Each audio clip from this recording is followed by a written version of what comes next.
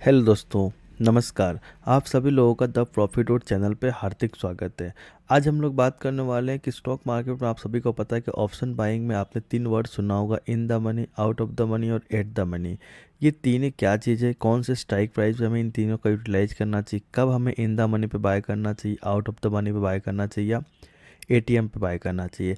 कब आप बाय करते हो तो आपको अच्छे पॉइंट देखने को मिल सकते हैं, क्या क्या पॉइंट स्ट्रेटजी होनी चाहिए स्टॉक इस पॉइंट पर बाय करने पे, किस स्ट्राइक प्राइस पे आप बाय करोगे जिसमें आपको प्रीमियम में अच्छी जंप देखने को मिल सकती है।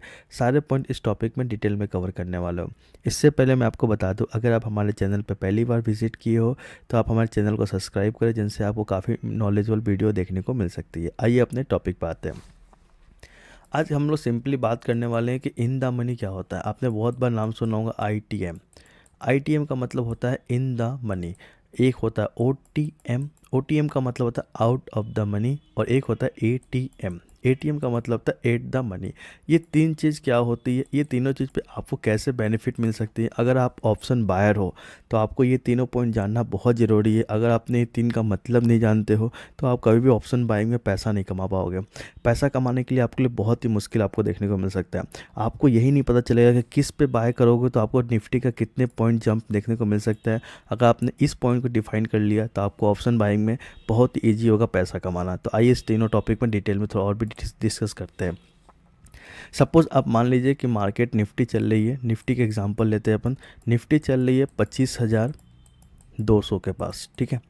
और आपका विज़न है कि मार्केट यहाँ से बुलिश होने वाली है, ये 25,300 के पास तक आपको जाता हुआ देखने को मिल सकता है। मतलब निफ्टी के जो स्ट्राइक प्राइस है उसमें आपको 100 पॉइंट की जंप देखने को मिल सकती है।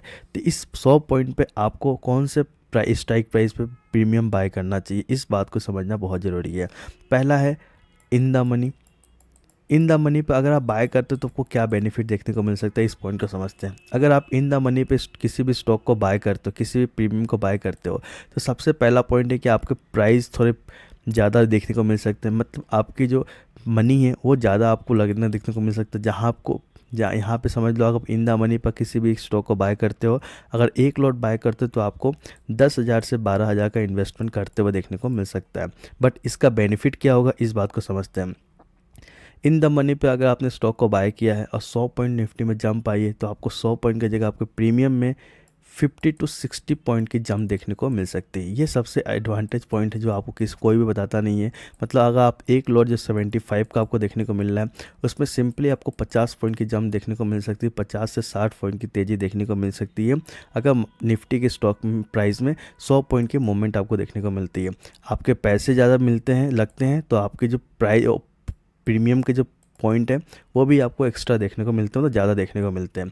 वहीं आप इस पॉइंट को नोटिस कर लो कि अगर आप आउट ऑफ द मनी पे ट्रेड करते हो, जहाँ पे अगर आपने एक लॉट बाय किया है आउट ऑफ द मनी पे, तो आपको उस एक लॉट के प्राइस हो गए सिर्फ 5 से 4 हज़ार रुपये।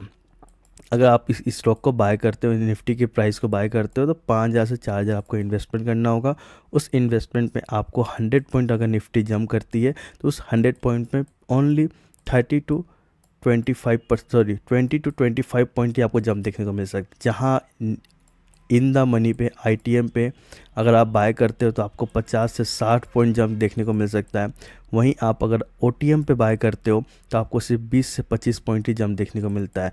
यही बात होती है कि जब भी आप किसी स्टॉक में, अगर आप जब भी ऑप्शन बाइंग करते हो निफ्टी में, आप आउट ऑफ द मनी पर अगर ट्रेड करोगे तो आपको ज़्यादा पॉइंट कैप्चर करते हुए कम देखने को मिल सकता है, जिसके वजह से अगर आप इन द मनी पे बाय करोगे तो आपको उसी पॉइंट पे ज़्यादा मोमेंटम देखने को मिल सकता है। और आउट ऑफ द मनी पे अगर आप बाय करते तो लॉस होने का चांसेस बहुत ज़्यादा होता है।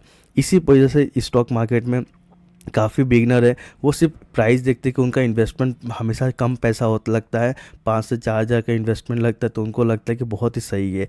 बट आप 5 से 4 हज़ार रुपये लगा कर आप मैक्सिमम टाइम लॉस होते हो। लॉस के पीछे की वजह क्या है, क्योंकि आपने आउट ऑफ द मनी का स्ट्राइक प्राइस चूज़ किया है। अगर आपने इन द मनी का स्ट्राइक प्राइस चूज़ करने लगो तो आपको मैक्सिमम टाइम प्रॉफिट देखने को मिल सकता है।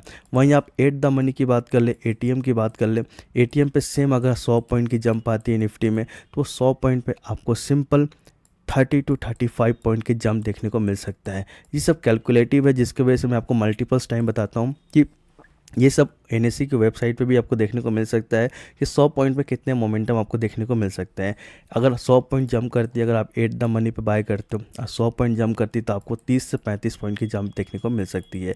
यही वजह है कि जिसमें हमेशा आप जब भी ट्रेड करो तो आईटीएम पे ट्रेड करो। भले आपको पैसा ज़्यादा पे करना पड़े, बट आपके प्रॉफिट होने के चांसेस बहुत ही ज़्यादा बढ़ जाते हैं compare to out of the money और एट द मनी पे।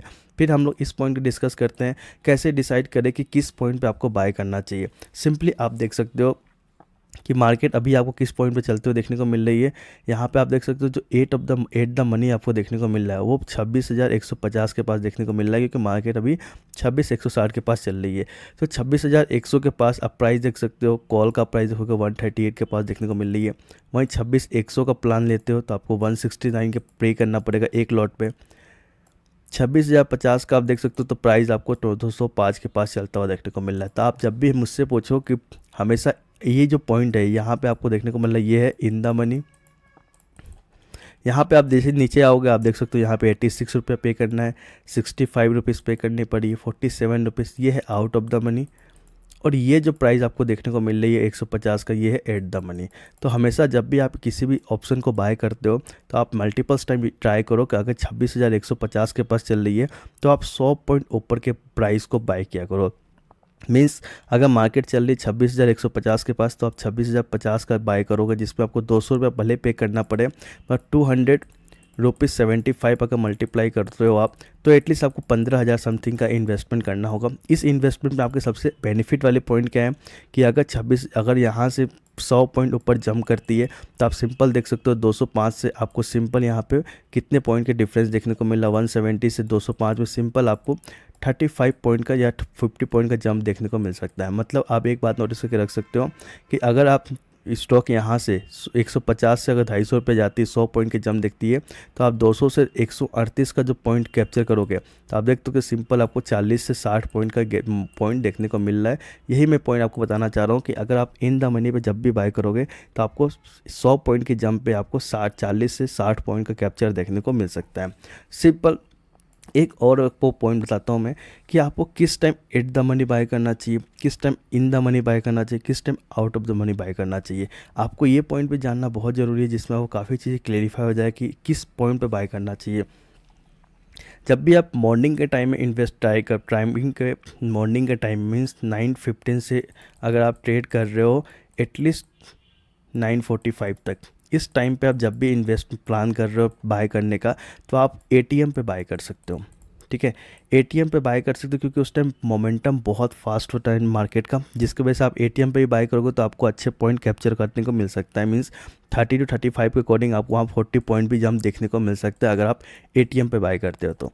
ठीक है, बट आप 9:45 से लेकर 1 टाइम तक, मतलब 1 PM तक अगर आप ट्राई कर रहे हो, ठीक है, तो आपको इस टाइम इन द मनी पे ही ट्रेड करना चाहिए, क्योंकि इस टाइम पे लॉसेस होने के चांसेस बहुत ज़्यादा होते हैं। इसलिए इन द मनी पे आप बाय करोगे तो आपको प्रॉफिट होने के चांसेस बहुत ज़्यादा बढ़ जाते हैं 9:45 से 1 PM।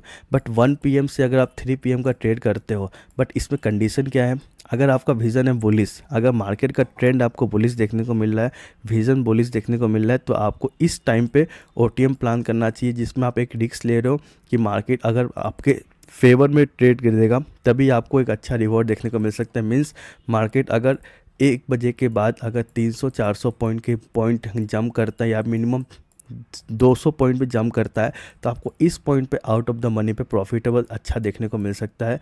But out of the money पे प्रॉफिट देखने को मिल सकता है। बट आप ये प्लान कब करोगे, 1 बजे के बाद। लेकिन अगर मॉर्निंग के टाइम प्लान कर रहे हो तो एट द मनी पे प्लान करना चाहिए। 9:45 से लेकर 1 बजे तक आप ट्रेड कर रहे हो तो उस पर आप इन द मनी पे प्लान करना चाहिए। और अगर आपका विज़न है कि मार्केट आपको 200-300 पॉइंट जंप देखने को मिल सकता है, तब इस पॉइंट पे आप आउट ऑफ द मनी का प्लान कर सकते हो। मींस आप एक्सपायरी के दिन प्लान कर सकते हो, मंथली एक्सपायरी, जो मंथ की एक्सपायरी होती है वहाँ पे आप 1 बजे से बाद प्लान कर सकते हो आउट ऑफ द मनी पे, क्योंकि वहाँ पे रिस्क आपका हमेशा फेवर में होता है। आप कम पैसे लगा के इन्वेस्टमेंट करोगे तो आपको अच्छे रिवॉर्ड भी देखने को मिल सकता है। तो ओटीएम का एग्जांपल हमेशा याद रखना कि ओटीएम का यूटिलाइज तभी करना है जब आपको लग रहा है कि मार्केट आपके फेवर में है, मार्केट का ट्रेंड आपको पता है, मार्केट यहाँ से 200-300 पॉइंट जाने वाली है, तब आप ओटीएम का प्लान करो। बट स्कैल्पिंग के पॉइंट ऑफ व्यू से और मॉर्निंग के पॉइंट ऑफ व्यू से आप कभी ओटीएम का प्लान करोगे तो आपको लॉसेस होने के चांसेस बहुत ज़्यादा होता है। आई होप को सारे पॉइंट कवर होना चाहिए, किस पॉइंट पे आपको क्या स्ट्राइक प्राइस यूज़ करना चाहिए और जहां आपको अच्छे प्रॉफिट देखने को मिल सकते हैं। आई होप को वीडियो अच्छी लगी हो। Thank you.